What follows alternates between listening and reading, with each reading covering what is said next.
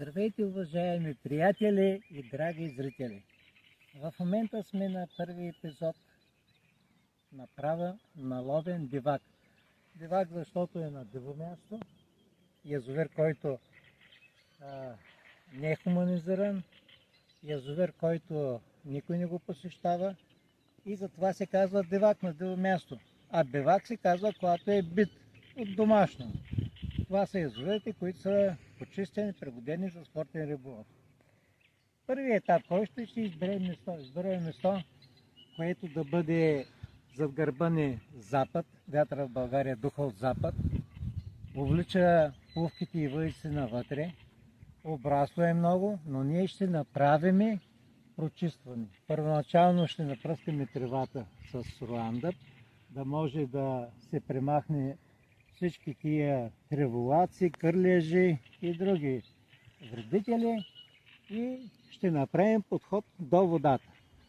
За целта започваме с пръскането на тревата и правенето на пътека. След това етапа ще бъде почистване на водата и почистване на местото край водата и допълнително почистване на отпадъците, които са нахвалени от години, да почистим природата, да направим екологичен самия бивак. Започваме с почистването на треволаците, като ги напръскваме леко,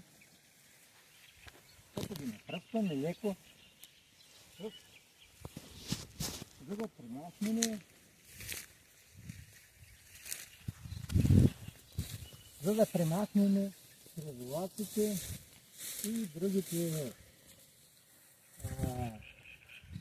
красти, щипки, за да може да се облагороди местото, за да имаме свободен достъп, за да може риболовците да идват и да спортуват спортен риболов.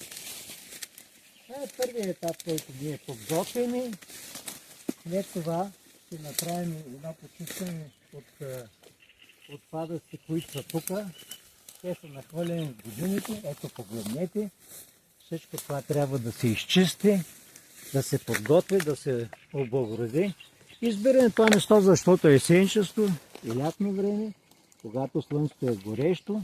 Тук ще бъде сенчесто, ще може същевременно с риболова и